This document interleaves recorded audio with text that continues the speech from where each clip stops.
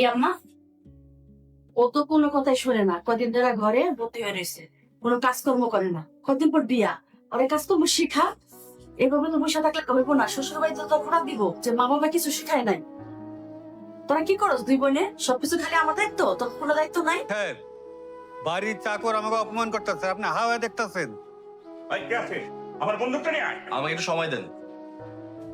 ইকবাল, তুই তো একটা অফিসের পিয়ন, 2 নাম্বারই করে অনেক টাকা কামিয়েছিস। তোর বস আব্দুল্লাহ জাবের কাস্টম অফিসার। কি ঠিক বলছি তো? না না, তুই সব মিথ্যা কথা বলতেছিস, একদম সবকিছু মিথ্যা। আরে বেটা, আব্দুল্লাহ জাবের আমার ভার্সিটির 2 ব্যাচ সিনিয়র বড় ভাই। দাঁড়া, তো বসকেই ফোন দেই।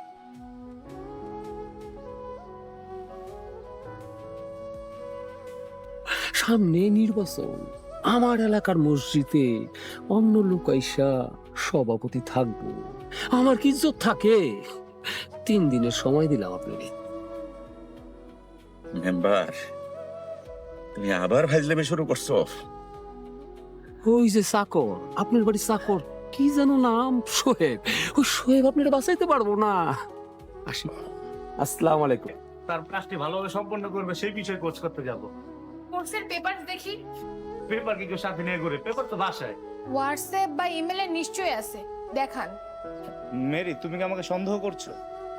আঙ্কেল, আপনি তো কিছু বলছেন না ওকে। মেরি, তুই ঘরে যা। আব্বা, কোর্সের পেপার দেখতে চাও তো কোনো অন্যায় না।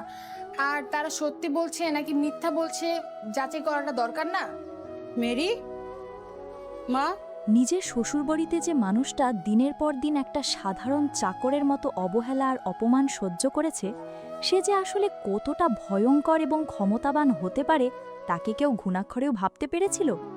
আজকের পর্বে যখন মুখোশটা খুলে গেল, তখন পুরো পরিবারের পায়ের নিচ থেকে যেন মাটি সরে গেছে। একদিকে স্ত্রীর চোখের জল, অন্যদিকে শ্বশুরের সম্মান বাঁচানোর লড়াই, সব মিলিয়ে এমন একটা টানটান উত্তেজনার সৃষ্টি হয়েছে যা আপনার চোখের পলক ফেলতে দেবে না।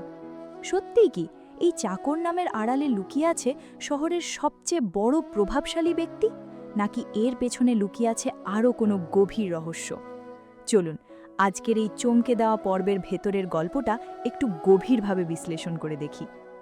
গল্পের শুরুতেই আমরা দেখতে পাই এক অদ্ভুত মানসিক টানাপড়ন। শুয়েব, যে কিনা অত্যন্ত প্রভাবশালী এবং ধনী একজন মানুষ, সে শুধুমাত্র ভালোবাসার খাতিরে নিজের শ্বশুরবাড়িতে চাকরের মতো কাজ করে যাচ্ছে।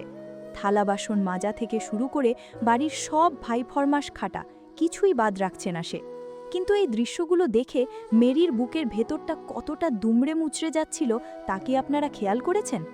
মেরি যখন শোয়েবকে এসে বলে যে সে আর এই অপমান সহ্য করতে পারছে না, এমনকি সে ডিভোর্স দিয়ে বা পালিয়ে গিয়ে হলেও শোয়েবকে এই নরক থেকে মুক্তি দিতে চায়, তখন শোয়েবের চোখে মুখে যে স্থিরতা ছিল তা সত্যিই অবাক করার মতো। শোয়েব বুঝিয়ে দেয় যে সে মেরিকে ছেড়ে কোথাও যাবে না এবং পরিস্থিতি যাই হোক না কেন সে শেষ পর্যন্ত লড়ে যাবে। এই দৃশ্যটি আমাদের বুঝিয়ে দেয় যে শোয়েবের ভালোবাসা কতটা খাঁটি এবং সে তার লক্ষ্যের প্রতি কতটা অবিচল।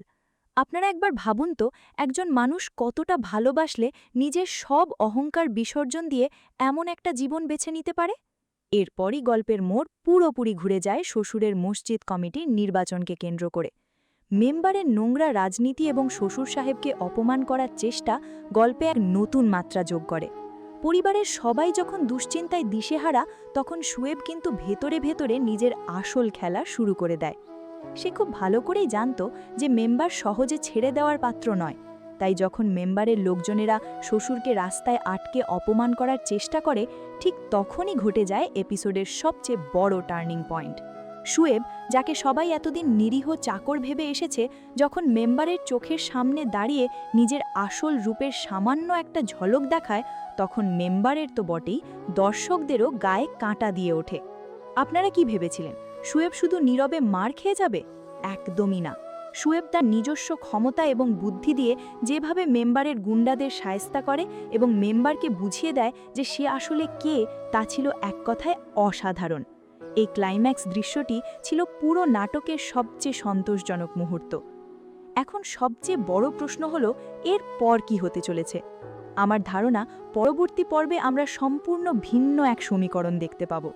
মেম্বার এত বড় অপমান সহজে হজম করবে বলে মনে হয় না। সে হয়তো সাময়িকভাবে পিছু হটেছে, কিন্তু ভেতরে ভেতরে সে নিশ্চয়ই শুয়েব এবং তার শ্বশুরবাড়ির উপর আরও বড় কোনো আঘাত হানার পরিকল্পনা করবে। অন্যদিকে পরিবারের সদস্যরা যখন শুয়েবের আসল ক্ষমতার কথা পুরোপুরি উপলব্ধি করতে পারবে, তখন তাদের রিয়াকশন কী হবে? আমার মনে হচ্ছে শ্বশুর নিজের কৃতকর্মের জন্য গভীরভাবে অনুতপ্ত হবেন। যে মানুষটাকে তিনি এতদিন চাকর ভেবে তাচ্ছিল্য করেছেন, সেই মানুষটাই যে তার সম্মান বাঁচালো, এই অপরাধ বোধ তাকে কুড়ে কুড়ে খাবে। সম্ভবত আমরা দেখতে পাব যে শ্বশুরবাড়ির সবাই শুয়েবের আসল পরিচয় পাওয়ার পর তার কাছে নিজেদের ভুলের জন্য লজ্জিত হবে। তবে শুয়েব কি এত সহজে সবকিছু ভুলে তাদের সাথে স্বাভাবিক আচরণ করবে? পরিস্থিতি দেখে মনে হচ্ছে শুয়েব হয়তো তাদের ক্ষমা করে দেবে, কারণ সে মেরিকে অনেক ভালোবাসে এবং সে চায় পরিবারটা এক থাকুক। কিন্তু এই পুরো বিষয়টা মেনে নেওয়ার রাস্তাটা হয়তো পরিবারের অন্যদের জন্য খুব একটা সহজ হবে না। হতে পারে শুয়েব তাদের সামনে এমন কিছু সত্যি তুলে ধরবে যা তাদের অহংকারকে চিরতরে ভেঙে দেবে। নাটকটির গল্প যেভাবে এগোচ্ছে তাতে প্রতিটি পর্বেই এক নতুন সাসপেন্স তৈরি হচ্ছে। শুয়েব এবং মেরির সম্পর্কটা হয়তো এবার সব বাধা পেরিয়ে একটা সুন্দর পরিণতির দিকে যাবে। তবে মেম্বারের দিক থেকে যে বিপদ ধেয়ে আসছে, সেটা তারা কিভাবে সামলাবে সেটাই এখন দেখার বিষয়।